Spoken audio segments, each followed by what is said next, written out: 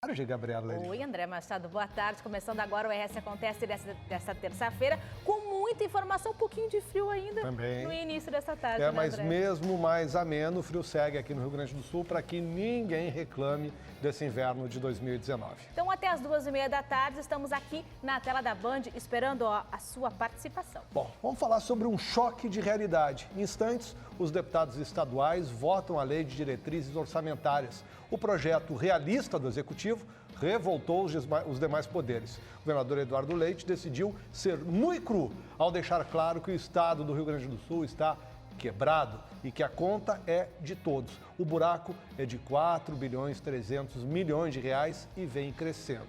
A pergunta é se há espaço diante dessa realidade para mascarar a crise, ampliando repasses a outros poderes e deixando o ônus justamente para quem tem que garantir a segurança, a saúde e a educação dos gaúchos. Só responde não quem prioriza os seus interesses ao invés dos interesses coletivos. No RS Acontece de hoje, nós vamos ver como é que o assunto está sendo encaminhado na Assembleia Legislativa. E tem outros destaques também, confere agora. Frio aquece o comércio. Lojas da capital estão vendendo mais aquecedores e aparelhos de ar-condicionado. É o efeito das baixas temperaturas. Cai criminalidade. Número de assassinatos violentos no Rio Grande do Sul reduz 24% nos primeiros 6 meses deste ano, quando comparado com o mesmo período de 2018. Casa de ferreiro, espeto de pau. Prefeitura multa proprietários por má conservação de calçadas. Mas equipamento em frente a prédio do município na Cidade Baixa não apresenta boas condições.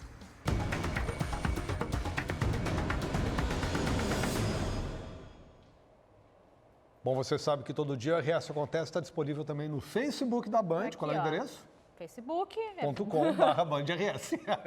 Só ingressar lá. Olha os termômetros tão automático, baixaram. né, André? E vai. Os termômetros baixaram e as caixas registradoras começaram a trabalhar. Itens típicos do inverno que estavam encalhados em razão do frio demorar para chegar, são agora os mais procurados nas lojas aqui do Rio Grande do Sul. Na rua não tem saída. É preciso se agasalhar. Mas quando o assunto é dentro de casa... Como a minha casa é grande, é muito fria, daí instalei o ar-condicionado na sala, que daí esquenta todas as peças da casa, né?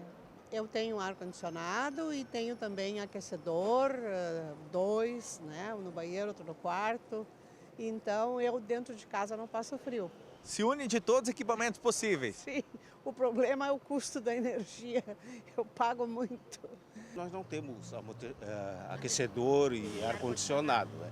Por enquanto, né? Mas a gente pretende botar. Um levantamento realizado pelo Sindicato dos Lojistas de Porto Alegre aponta que 93% dos estabelecimentos comerciais de eletrodomésticos, materiais de construção e ferragem perceberam um movimento maior depois da chegada do frio. Na lista dos equipamentos mais vendidos, em primeiro lugar, estão os aquecedores elétricos e a óleo. Na sequência, aparecem os aparelhos de ar-condicionado, splits e também secadores de roupas. Mesmo tendo chegado um pouco atrasado, o frio registrado nos últimos dias foi suficiente para aquecer as vendas. Houve um acréscimo significativo, porque a onda foi muito, a temperatura caiu muito e se manteve por alguns dias, né? Dentro dessa nossa pesquisa, o valor médio dos aquecedores elétricos adquiridos ficaram em torno de R$ 185, os splits em torno de R$ 2.700 e as secadoras ficaram em torno de R$ 600. Segundo a entidade, na hora da compra, de cada 10 pessoas, 6 têm dado preferência a equipamentos que economizam mais luz. E outro comportamento bastante percebido é o reforço do bom e velho guarda-roupa. Pode ver, né? Chapéu sempre, luvas, casaco bem grosso. Vou falar agora de números da criminalidade. O índice ainda é assustador, mas pela primeira vez, depois de 9 anos, o Rio Grande do Sul voltou a encerrar o primeiro semestre com menos de 1.000 assassinatos. Os dados fazem parte dos indicadores da criminalidade que foram divulgados hoje pela Secretaria de Segurança Pública do Estado. Entre janeiro e junho de 2019, foram 962 mortes, uma queda de 24% em relação às 1.265 do mesmo período do ano passado. No mês de junho deste ano, foram registrados 152 homicídios. Em junho de 2018, foram 194, redução de 21,6%. Na capital, os primeiros 6 meses contabilizaram 175 vítimas de assassinatos. No ano passado, neste mesmo período, foram 323 mortes violentas. A retração é de 45,8%. Quando a comparação é com o mês de junho, a redução é de 40,8%. Em junho deste ano, foram 26 homicídios, contra 44 de junho de 2018. Seguimos nesse assunto porque o vice-governador e secretário da Segurança Pública, Ranolfo Vieira Júnior, se manifestou sobre os números e destaca as vidas que foram poupadas. Ele revela otimismo, mas diz que ainda não há uma satisfação. A taxa de homicídio é a forma de se aferir, de se medir segurança pública em qualquer lugar do mundo. Se eu quero saber se aquele determinado lugar ele é seguro ou não, eu busco a taxa de homicídio. No estado, esse dado é o melhor dado dos últimos 9 anos. Em Porto Alegre, é o melhor dado dos últimos 10 anos. Esses dados nos deixam otimistas, né? Embora nós não estejamos satisfeitos. Está muito longe daquilo que nós queremos chegar. Mas esses dados, por si só, apontam que nós estamos no caminho certo. Isso é uma evidência técnica, é uma evidência científica que o trabalho das polícias, né, está trazendo um resultado positivo. E a gente comemora o resultado, obviamente lamenta por cada uma das vidas que ainda foram perdidas. O número é enorme ainda, né? Os números são menos assustadores, mas continuam ainda muito altos. Nós vamos falar agora de uma história que vem de Alvorada, aqui na região metropolitana. A falta de delegados plantonistas fez com que a chefia da Polícia Civil suspendesse os registros de crimes em flagrante na delegacia de pronto atendimento do município. Em razão disso, os autos de prisão em flagrante da cidade passam a ser apresentados pela Brigada Militar e Guarda Municipal na delegacia de Viamão, cidade vizinha. A chefe da Polícia Civil do Rio Grande do Sul, Nadine Anflor, conversou com a nossa equipe no final da manhã de hoje e explicou os detalhes dessa mudança, que é por tempo indeterminado. O que acontece? Nós estamos centralizando o atendimento somente dos autos de prisão em flagrante no município de Viamão. Então, a DPPA de Alvorada, ela permanece aberta, ela vai funcionar 24 horas para o atendimento ao cidadão. Qualquer vítima de qualquer crime deve procurar esta DPPA de Alvorada para fazer o seu registro de ocorrência. O que nós estamos retirando momentaneamente é justamente os autos de prisões em flagrantes, ou seja, as lavraturas dessas prisões serão deslocadas para o município de Viamão. E por que isso? Porque Viamão possui também uma estrutura melhor para a segurança também da população, porque nós temos hoje uma condição de um sistema prisional que não existe em vagas, então muitos dos presos estão permanecendo dentro das delegacias, eles ficarão então na DPPA de Viamão e não mais na DPPA de Alvorada. Nós temos uma demanda que é uma demanda gigantesca para atender essas duas DPPAs que têm uma distância de no máximo 20, 25 quilômetros entre uma e outra, e hoje nós não temos o número suficiente de delegados de polícia capazes de fazer, então, este plantão funcionando 24 horas. A gente sabe desse problema, né, da falta de delegados. Agora chama a atenção que o município do tamanho de Alvorada e, sobretudo, com a criminalidade que Alvorada tem, esteja enfrentando esse problema. Né? Verdade, mas lembrando também que a situação dos delegados tem agora um concurso em andamento, né, André? Deve terminar em setembro aí. Aí vai ter novidade. O ano que vem daí que eles possam fazer a formação. Depois de formação, tudo. Aliás, tem reforço na segurança pública. A Academia de Polícia Civil, a Cadepol, formou 412 policiais civis. As nomeações já foram publicadas no Diário Oficial do Estado. Foram nomeados 205 inspetores e 207 escrivães de Polícia Civil. O curso de formação teve duração de 6 meses. Iniciou em dezembro do ano passado. Mais de 44 mil candidatos disputaram 1.200 vagas, sendo que os 431 primeiros colocados foram selecionados para fazer o curso. Essa turma que você acompanha aí na tela. Esse foi o maior concurso da Polícia Civil nos últimos anos, considerando a relação candidato por vaga. A turma de formandos também foi a primeira a ser habilitada como brigadista de incêndio de nível intermediário. Os novos policiais já poderão exercer as atividades ainda na primeira quinzena de julho em todas as regiões do estado que devem ser contempladas. A formatura foi nesta segunda-feira na Casa da Música da OSPA, que você vê aí e que fica aqui em Porto Alegre. O índice de mortes no trânsito caiu 12% no primeiro quadrimestre de 2019. Quem nos traz mais detalhes sobre isso é o repórter da rádio Band News FM, o Gilberto Echauri. Olá, André, e olá, Gabriela. E olha, o número de mortes no trânsito aqui no Rio Grande do Sul reduziu 12% entre os meses de janeiro e maio, se formos comparar com o mesmo período do ano passado. Em 2018 foram 594 mortes contra 521 mortes registradas nos primeiros 4 meses deste ano. Fazendo a comparação mês a mês, abril foi o período com maior redução. Foram 185 mortes em 2018 e 135 mortes em abril de 2019, o que representa uma redução de 27%. 79% das pessoas que morreram no trânsito no Rio Grande do Sul este ano são homens.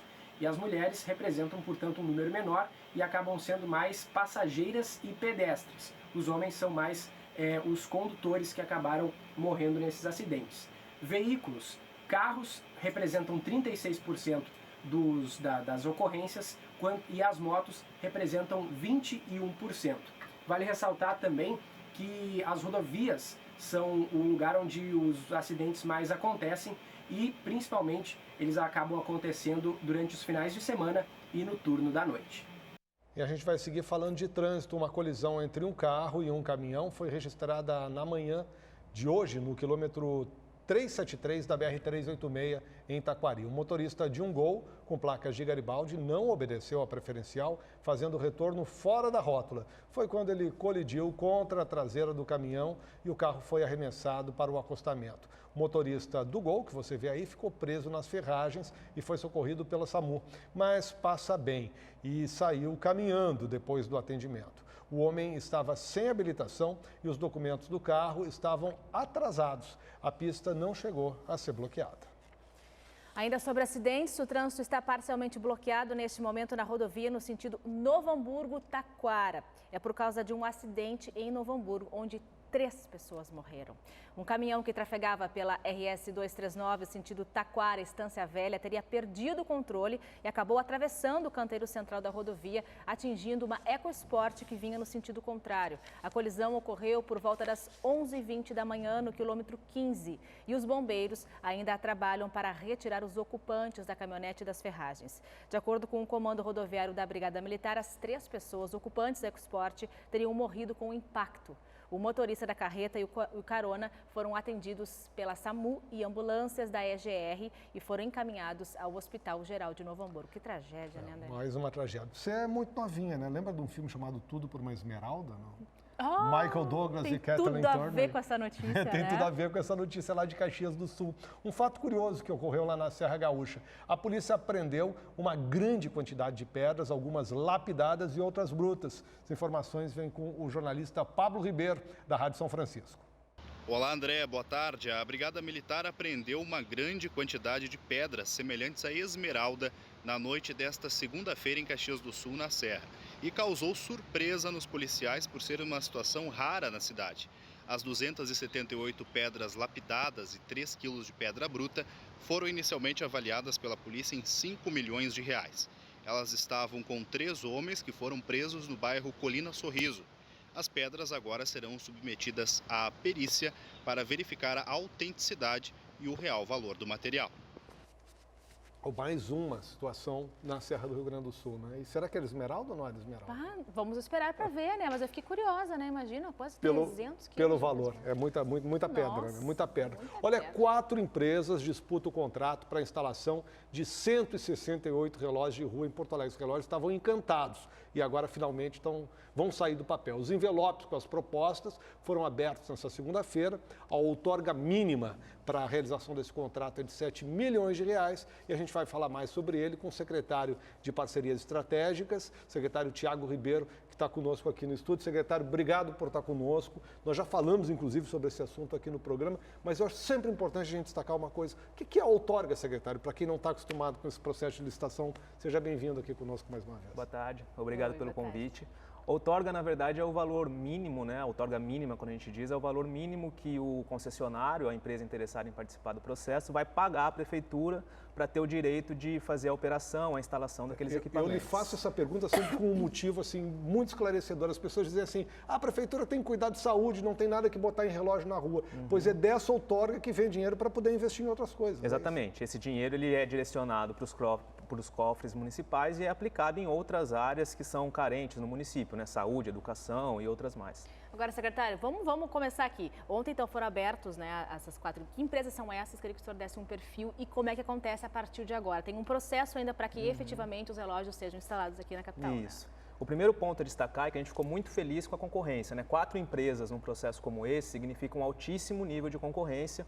A gente recebeu propostas, por exemplo, da JCDecaux, que é a empresa responsável pelos relógios digitais em São Paulo, pela Clear Channel, que é a Brasil Outdoor, que é responsável pelos relógios no Rio de Janeiro. E, além disso, outros 2 consórcios que têm empresas de Porto Alegre integrando o consórcio. Então, ao mesmo tempo que a gente teve grandes players nacionais interessados, a gente também tem empresas de Porto Alegre participando do processo. A gente está vendo aí imagens dos relógios antigos saudosos, que a gente tinha, né? Aqui em Porto Alegre. Saudosos nesse momento, que faz tempo que a gente não tem eles, né? Mas o que se programa agora é algo bem mais moderno e com mais informações do que esse. Tá? Isso, em relação às etapas, só finalizando a sua pergunta, agora a gente estima entre 45 e 60 dias de avaliação da proposta técnica, que é o que foi aberto ontem, ou seja, qual é o tipo de relógio, o modelo, arquitetonicamente, como que ele vai ser em termos visuais. Depois disso, a gente abre a proposta comercial, que é o valor da outorga, e depois disso, uma combinação das 2 variáveis, né, da proposta técnica e da proposta financeira, a gente chega ao vencedor da licitação. Isso tudo vai gerar em torno de quantos dias? A gente estima em 60 dias todo esse processo. A partir daí, o vencedor ainda tem que instalar um protótipo do relógio, que vai ficar em uma determinada área da cidade, para a prefeitura avaliar se todos os itens que ele prometeu, de fato, estão sendo cumpridos. E aí sim a gente assina o contrato. A expectativa é que até o final do ano o contrato esteja assinado. Só depois do protótipo está lá assinado. Exatamente. Hoje ninguém sabe dizer ao certo se o relógio vai ser como esse, por exemplo, que a gente estava vendo aí nas imagens, né? Esse relógio de Porto Alegre antigo, a nossa expectativa é que não seja. Que não seja nem parecido. Não dá para ser parecido. É que seja bem diferente, tem coisa bem mais moderna, né? Que funcionalidades a prefeitura está pedindo, além de marcar hora e temperatura, que era o que a gente costumava ter aqui na cidade? A gente vai ter o que a gente chama de painel do cidadão, ou seja, ali no mesmo visor em que você tem a hora e a temperatura, a prefeitura, via o seu centro de controle, vai poder acionar a concessionária para colocar mensagens importantes para o cidadão. Por exemplo, houve um acidente na via X, desviem o trânsito para pegar alguma outra via, ou outras informações de utilidade pública. Além disso, informações sobre os índices ultravioleta. E outra coisa que os relógios podem ter também são Wi-Fi gratuito. Isso, na verdade, não é uma obrigatoriedade, mas entra no projeto apresentado pela interessada. Quanto mais pontos de Wi-Fi ela disponibilizar, mais pontos ela ganha na classificação. Na licitação. Exatamente.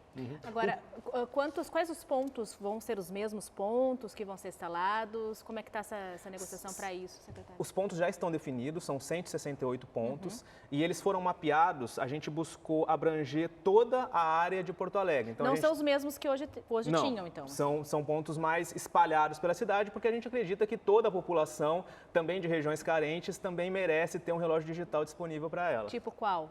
Tipo Alvorada, tipo Restinga, todas as áreas, a gente procurou contemplar todos os bairros de Porto Alegre. É óbvio que como o que torna viável a concessão é a exploração econômica pelas empresas da publicidade, há uma maior concentração em áreas em que tem maior fluxo de pessoas. Mas a gente não deixou descoberta nenhuma área da cidade. Sabe que o pessoal é sempre meio cético em relação a essas coisas, sobretudo essas que demoram muito. A Kátia está nos acompanhando, está dizendo aqui pelo Facebook, será que finalmente os relógios de rua vão voltar a funcionar? No interior, até cidades bem pequenas tem relógio de rua. Está tudo transcorrendo como a prefeitura queria no processo? Já tem alguém tentando contestar? Enfim, como é que está? Está tudo correndo dentro do que a gente imaginava. Nenhum processo desse de licitação passa sem haver qualquer tipo de tentativa de questionamento, impugnação. Especialmente quando saiu o primeiro colocado. Exato. O ponto é que nós estamos muito seguros do processo, da forma como ele foi desenhado. Então, todas as perguntas, todos os questionamentos que a gente recebe, a gente tem conseguido responder muito rapidamente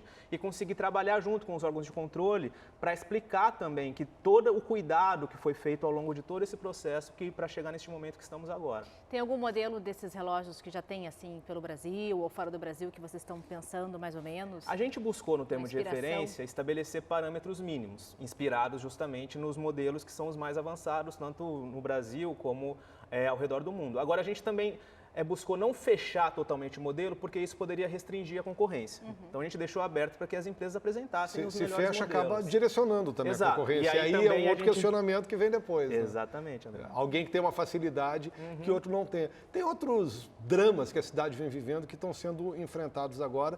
Outra questão é a questão dos chamados toponímicos, né, secretário? Que são as placas de rua, que deve ser a próxima licitação a avançar dentro da secretaria. Né? Por uma coincidência, ontem a gente finalizou a consulta pública dos toponímicos, então foi o prazo que a gente abriu para receber as sugestões da sociedade, da população em geral, a respeito do projeto que a gente já tem. A sociedade participou? Participou, a gente teve algumas contribuições, tanto de pessoas físicas como de empresas interessadas mesmo no processo. Agora a gente vai ter mais cerca de 1 mês, 40 dias para consolidar essas informações, definir alguns ajustes no processo e aí já iniciar o processo licitatório também nas placas de rua. Isso quer dizer que a secretaria não para, né, André? Pois é. Está sempre trabalhando muito. Eu quero saber das outras que ele ainda não nos falou, que está em andamento e que tá pensando por lá. Tem muito projeto, tem projetos na gaveta aí, secretário? Olha, a gente atualmente tem a iluminação pública, que a gente lançou que o edital. Que é a grande licitação de Porto Alegre. E é uma grandíssima licitação. Vai ser em agosto agora em São Paulo? Vai ser dia 28 de agosto, lá em São Paulo, o leilão.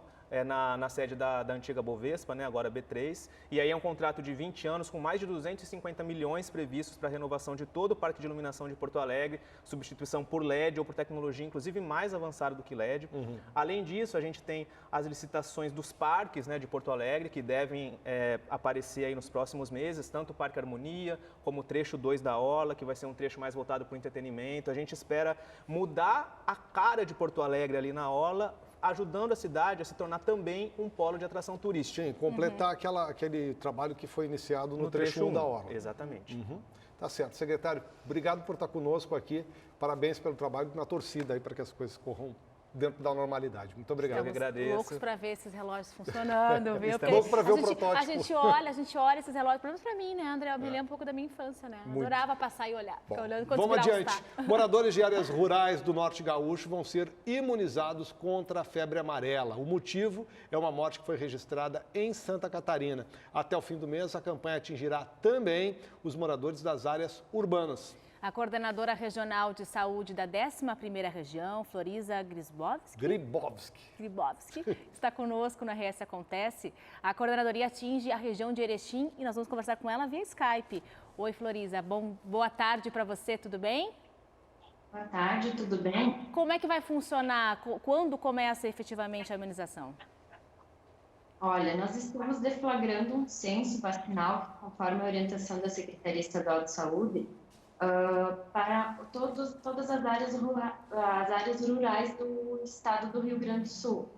Então, nós iniciamos, praticamente alguns municípios iniciaram a semana passada e outros iniciaram essa semana, a fazer um censo vacinal, bater de casa em casa, para ver se as pessoas têm alguma comprovação vacinal em carteirinha de pelo menos uma dose. E quem não tem comprovação vacinal, durante o censo será vacinado. Bom, até para que fique claro, às vezes as pessoas têm medo e razão, porque a vacina tem ela dura muitos anos, né, Floriza? Se não me engano, inclusive, ela não precisa mais ser repetida, havia mudado o entendimento sobre a vacina. Mas caso alguém já tenha se vacinado, não há nenhum problema que venha tomar a dose novamente, né? Não existe. Algumas pessoas estão até imunizadas com mais doses. Como não tinha comprovação vacinal, acabavam tomando a vacina no posto, em outro local, e não tinham um comprovante. Esqueciam o comprovante, que seria a carteira de vacinação, e acabavam tomando uma segunda dose por uma medida de precaução. E agora, no momento, nós estamos se preparando para uma futura, talvez uma sazonalidade, que pode ocorrer a partir de setembro. Como nossa regional ali tem 33 municípios, e nós temos o limite com o estado de Santa Catarina, nós estamos fazendo a previsão que possa vir chegar o vírus da febre amarela até a nossa região, ou até o estado do Rio Grande do Sul, de alguma forma, com o corredor ecológico que a gente diz. Mas estamos tentando prevenir isso antes que isso aconteça, para a população, as pessoas estarem imunizadas pois a vacina é a única forma de prevenção para esta doença. E como é que está sendo o entendimento das pessoas, Floriza? Há temor entre as pessoas? Como é que está? Importante não ter pânico, né? Exatamente, por isso também a pergunta, né? Como é que está sendo esse entendimento das pessoas? Por enquanto, não temos notícias como é que os municípios estão trabalhando. A princípio está correndo na melhor forma possível. As pessoas aqui são elas aderem muito facilmente à vacina. Não temos preocupações com isso, preocupações com essa questão. Só para sabermos como é que está a nossa cobertura vacinal. Pois, pelo nosso sistema, que a gente acompanha, informa o Ministério da Saúde, ele está um pouco abaixo do preconizado pelo Ministério da Saúde. Então, por isso que tem que deflagrar um censo para sabermos como é que está a nossa cobertura vacinal aqui na região. Bom, a princípio... Pois não, conclua, Floriza, desculpe. A princípio, nós não temos no Rio Grande do Sul, até então, o vírus circulante da febre amarela. Mas estamos precavendo antes que ele possa chegar e causar doenças. É importante deixar claro que é uma ação preventiva que está sendo tomada pela Coordenadoria Regional de Saúde, com sede aí em Erechim. Floriza, obrigado pela entrevista, sucesso no trabalho de vocês. Muito obrigada, agradeço o convite. Obrigado. Uma informação importante, sobretudo sem prevenção, pânico, né? né? Sem pânico. Sem pânico. A gente tem ainda a questão dos macacos que nos servem de alerta, né? Quando a febre amarela está chegando. E tem um caso lá em Santa Catarina. Obviamente, as autoridades de saúde estão fazendo o que tem que ser feito. Vamos para o intervalo? Escuta, cadê meu chimarrão aí? Vou buscar o chimarrão agora. A gente vai para um rápido intervalo comercial. Na volta, o nosso assunto é a Lei de Diretrizes Orçamentárias, polêmica, que vai ser votada lá na Assembleia Legislativa. Nós já voltamos.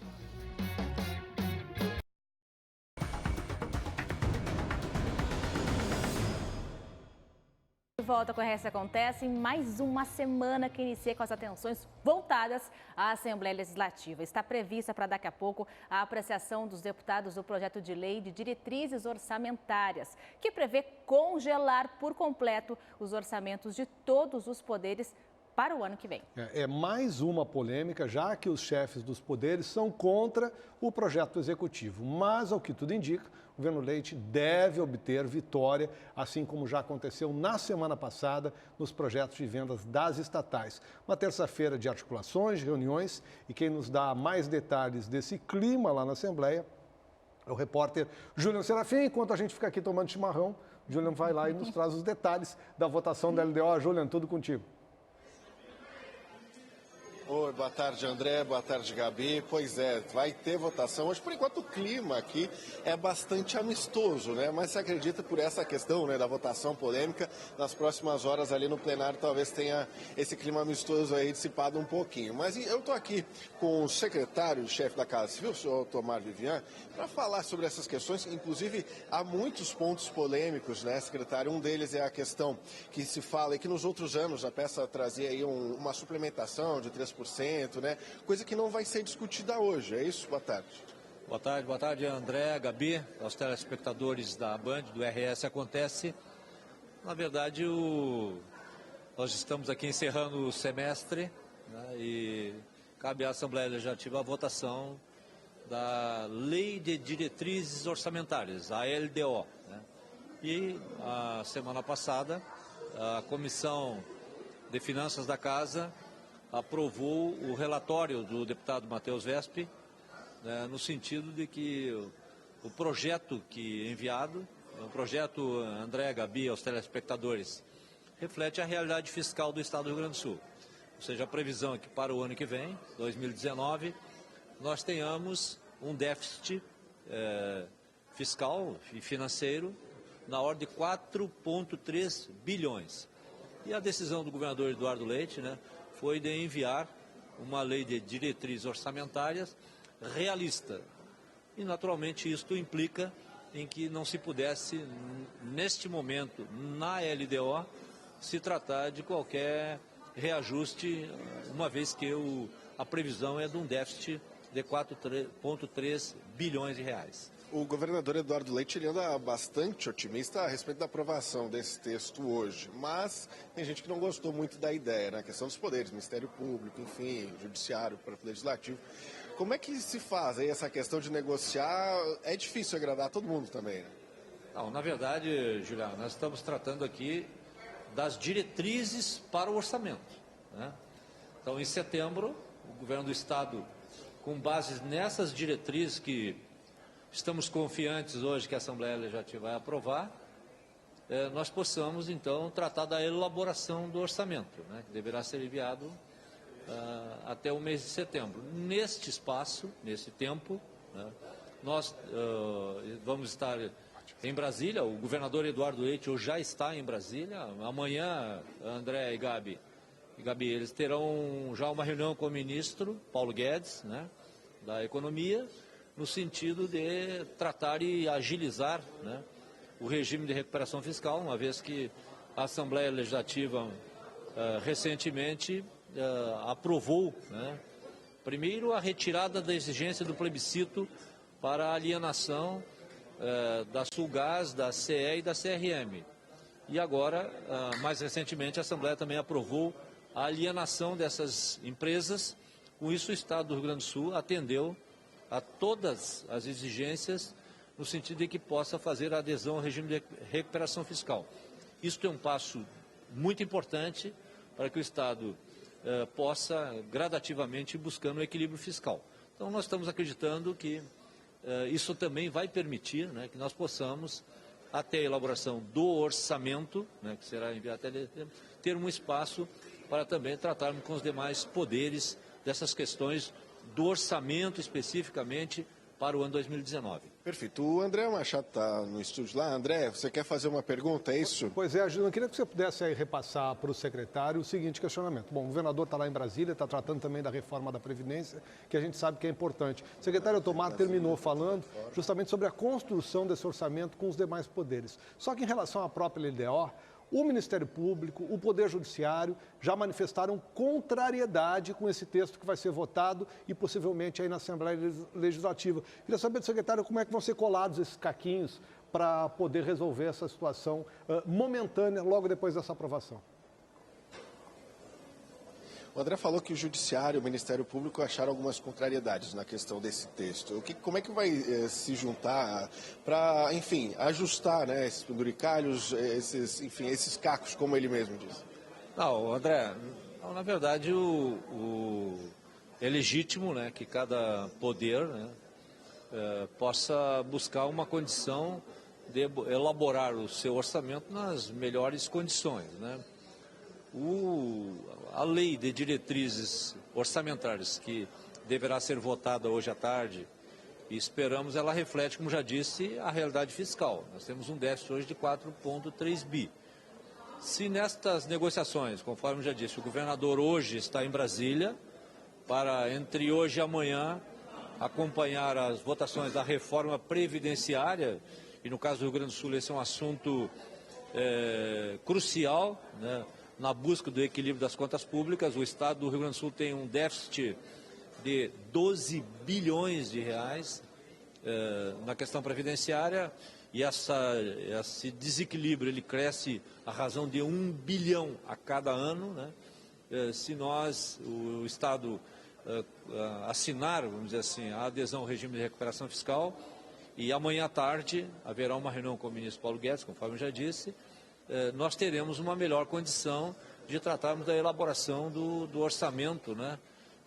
E isto levando em consideração no sentido de uma negociação com os demais poderes para atender dentro daquilo que for possível, diante dessa busca do equilíbrio, né, essas reivindicações que são legítimas, mas hoje, né, olhando a questão fiscal, não se tem como não apresentar, né, uma lei de diretrizes orçamentárias que vai balizar a elaboração do orçamento para 2019.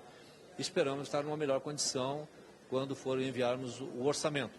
Se nada acontecer, de novo, nós estaremos aqui remetendo o orçamento com a mesma repercussão negativa de 4,3 bi. Tá certo, muito obrigado, meu secretário André. Então a gente vai acompanhar, segue acompanhando, daqui a pouquinho começa então a votação, as discussões desse texto. É claro que o Grupo Bandeirantes vai acompanhar tudo de pertinho com você. Obrigado, Júlia. Mais detalhes sobre essa votação daqui a pouco lá no Band Cidade, às 18h50. Agora, acho que é importante, Gabriela, a gente deixar uma coisa bem clara. Como vinha tratando das coisas até agora, não deu certo. O Estado estava parado, o país está parado, tem uma votação muito polêmica da reforma da Previdência em Brasília, uma situação diferente, um outro olhar aqui no governo do Estado do Rio Grande do Sul. Ou a gente dá uma chance para quem foi eleito por nós de poder mostrar o trabalho e modificar esse quadro que não está bom para a gente, ou então nós vamos seguir vivendo na mesma paralisia que a gente veio vivendo ao longo de todos esses anos. Tem que dar essa chance, né, André, para mudar um pouco, para ter um Quer pouco chimarrão? de esperança. Claro, né? Então lê a próxima Fica só ali, ó, parado. Então, lê a próxima cabeça aí enquanto eu sirvo o chimarrão para ti. Aliás, esse assunto o nosso próximo assunto é um assunto que a gente adora mostrar, no sentido que a gente está sempre aqui de polícia, né? Vendo, fazendo matéria, chamando atenção sobre a situação das calçadas. A gente mostrou aqui no RS Acontece que a Prefeitura de Porto Alegre já está multando os donos de calçadas irregulares no centro histórico. O repórter Jonathan Bittencourt nos mostra agora que o problema também está presente em outros bairros e, inclusive, em prédios municipais. Nós estamos em uma das principais vias do bairro Cidade Baixa, a rua João Alfredo, um lugar bastante movimentado, no entanto a calçada muito estreita, tem poste praticamente caindo, placa também de trânsito, parada de ônibus, lixeira, um obstáculo atrás do outro e o pedestre precisa tomar bastante cuidado também com o calçamento. Condições precárias, tem buracos que podem ser percebidos, também algumas partes se soltando, o que acaba sendo praticamente um rally para o usuário. Quando há maior movimento, pior ainda. E a gente sabe que a manutenção da calçada, ela é sempre de responsabilidade do seu proprietário do imóvel, do estabelecimento. Nesse caso, a responsabilidade é do município, porque nós estamos falando de um calçamento que está em frente ao Museu de Porto Alegre, museu que conta a história da cidade. Que eu vou dizer? Automulta? Né? O que eu vou dizer? Vai Se multar. Será que vai ser multado? Que vergonha, né? Olha, Porto Alegre tem a calçada da Procempa, por exemplo, na Ipiranga, é uma calçada exemplar, né? Toda táctil, com como tem que ser, com acesso cadeirante, piso, não sei o quê. Agora, essa daí, na frente de um museu, ponto tradicional, ponto turístico, conta a história de Porto Alegre. Prefeitura, vamos correr para resolver isso, sem contar que não tem nenhuma acessibilidade nessa calçada. Como é que um cadeirante vai passar aí na frente desse museu? Vamos ao intervalo comercial. Fiquei curiosa para ver o que vai acontecer. É meu agora, tá? É teu. O RS Acontece, vai para mais um intervalo e na volta o nosso assunto é inovação. Nós já voltamos. Volta com o RS Acontece, você ligado na TV Bandeirantes. Porto Alegre está na busca por agentes públicos inovadores. Uma série de projetos que reconhecem na inovação uma possibilidade de transformação do ambiente aqui na capital gaúcha. O poder público se volta também para dentro, atrás de empreendedores que possam ajudar a melhorar a relação do cidadão com o executivo e com a cidade. Lembra que a gente falou esses dias sobre inovação? Você estava reclamando que tinham poucos projetos dentro do poder público, né? Quando a gente viu aquele mapa da startup. Está conosco aqui o diretor de inovação da Prefeitura Municipal de Porto Alegre, Paulo Renato Arden. Obrigado por estar conosco nessa tarde fria aqui, Paulo. Conta para a gente um pouco sobre essa experiência de fazer inovação dentro de algo tão arraigado, consolidado como é o poder público. Então, André, essa é uma... Falando um pouco da iniciativa do curso, né, e também respondendo à tua pergunta, intraempreender no setor público é um desafio imenso, né? E intraempreender ainda utilizando inovação é um desafio em dobro, né? A estrutura da prefeitura e as estruturas públicas, elas são extremamente tradicionais e hierárquicas. E se tu não utiliza essa lente da inovação para poder buscar alguma transformação, para poder fazer o que as startups fazem, por exemplo, né? Colocar o usuário no centro de qualquer processo, que deveria ser óbvio em qualquer política pública, antes de pensar qualquer processo, tem que pensar no cidadão, né? Então, se tu não levar esses conceitos para a administração pública, a gente vai perceber sempre o mesmo resultado, né? Que é esse resultado muito distante do que nós imaginamos que pode ser, de que pode acontecer com a prefeitura, com o Estado, enfim, com a União. E para isso, então, você está fazendo um curso, são quantos servidores que vão ser beneficiados com esse curso? Qual é o perfil desse servidor que tem que ter? Como é que funciona isso? Então, é bem diferente assim dos cursos normalmente ofertados pela Escola de Gestão Pública do município e por órgãos públicos, né? Esse é um curso que ele tem 10 aulas, né? São aulas de 4 horas cada aula e metade do curso é prático, né? Não é teórico. Então, os servidores, a gente vai selecionar 40 servidores públicos, já temos 120 inscritos, né? Em menos de 48 horas, 100 servidores se inscreveram no curso. Então vai ser uma disputa bem grande aí, isso é bem bacana, porque acaba valorizando também quem vai ser selecionado. Mostra que tem demanda para ter a segunda turma, né? Tem, certamente, a gente já vai abrir a segunda turma. E esse é um projeto que compõe o Pacto pela Inovação. Né? A Prefeitura entrou de cabeça no Pacto pela Inovação e a gente vai formar, então, 40 servidores em temas como blockchain, big data, inteligência artificial, realidade aumentada, realidade virtual, que são, digamos assim, parecem distante da realidade da administração pública, mas não deveriam estar. Então, quando a gente está falando de inteligência artificial, poxa, por que não usar a inteligência artificial para fazer a gestão dos leitos dos hospitais, por exemplo? Parece distante, mas está muito próximo da gente executar isso. Tem uma inteligência disponível, tem tecnologia disponível, mas se nós não tivermos servidores públicos capazes de operar e pensar nesse formato, a gente nunca vai conseguir utilizar. O que está sob o guarda-chuva da diretoria de inovação, hein, Paulo? O curso é um elemento, mas que mais que está sendo realizado nesse âmbito? Então, a diretoria de inovação, ela hoje é responsável pela condução do Pacto pela Inovação internamente na prefeitura. Né? Nós temos, assim, em torno de 15 projetos que foram aprovados pelo Pacto que nos obrigam a mudar radicalmente a estrutura da prefeitura. Né? A gente está falando de um projeto de saúde digital, por exemplo, cujo objetivo é digitalizar completamente o serviço de saúde. Né? A gente está falando de um projeto que é o Hands-on 4D, que é arregaçar as mangas e fazer do 4º distrito um distrito empreendedor. Até novembro, uma quadra, pelo menos, ter uma quadra modelo que a gente possa... E poder replicar depois. Poder replicar e poder testar uma série de soluções inovadoras.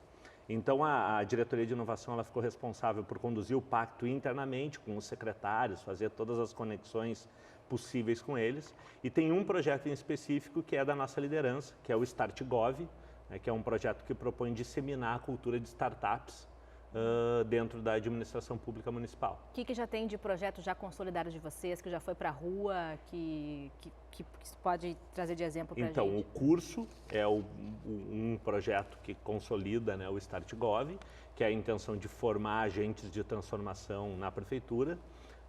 Nós temos os podcasts que agora entram, são lançados aí até essa semana. Acho que ainda hoje nós estaremos lançando o primeiro podcast, que são programas gravados com trajetórias inspiradoras de pessoas que foram se reinventando durante a carreira. Até o André... Eu gravei. Foi um dos convidados. Vai ter que ouvir o podcast.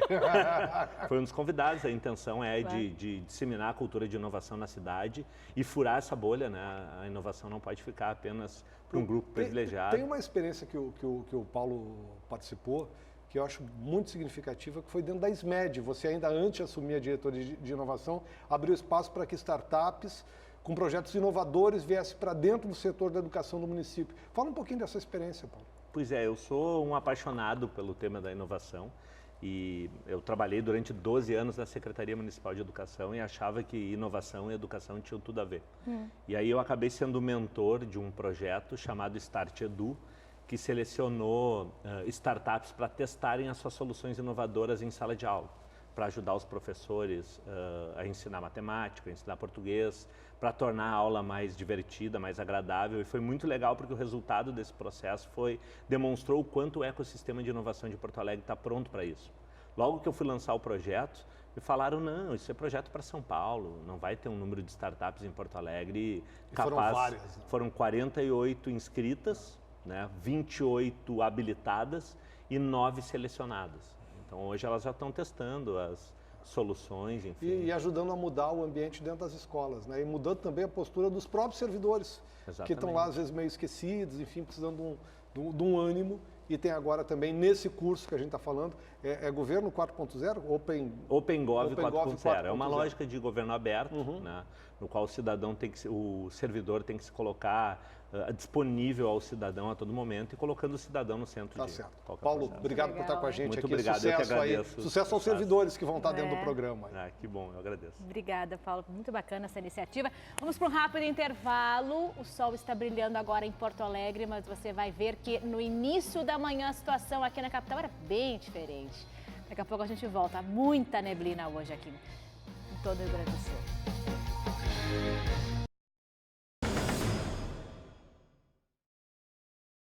O sol bonito que toma agora conta de Porto Alegre está 17 graus, viu? Acreditem, 17 graus esteve escondido nas primeiras horas da manhã de hoje. Olha o visual que a gente tinha aqui no Morro Santo Antônio por volta das 9 horas da manhã. A visibilidade era mínima, nem mesmo a tradicional torre da igreja do Santo Padroeiro era possível de ser avistada. Ela estava aí atrás, ninguém viu ali. Estava escondida. Bem escondida. Mas estava feia a coisa hoje mesmo para circular na rua, cerração né? muito forte, mas como cerração que baixa, né? É sol que racha. O sol está aí agora brilhando no Rio Grande do Sul. Vamos falar sobre felicidade? Vamos. Olha, felizmente tem muita gente feliz em muitos lugares, mas em Ivoti tem um gaúcho que está mais feliz do que de costume. É que ele acertou sozinho os 15 números da Loto Fácil. Tem hoje quase 2,5 milhões de reais na conta. Na conta, não tinha isso. Aliás, sobre loterias, essa é a mega semana, com 3 sorteios da Mega Sena. Por isso, tem concurso hoje, na quinta e no sábado. Se a gente quiser continuar sonhando, vai ter que sair daqui do estúdio, correr para uma lotérica e fazer a aposta. E eu sou boa de número, hein, André Machado? Me aguarde. Depois vai ter que me passar, 6 dezenas. Não sei se eu vou te passar. Olha aqui, eu fiquei ligadona com esse seu chimarrão.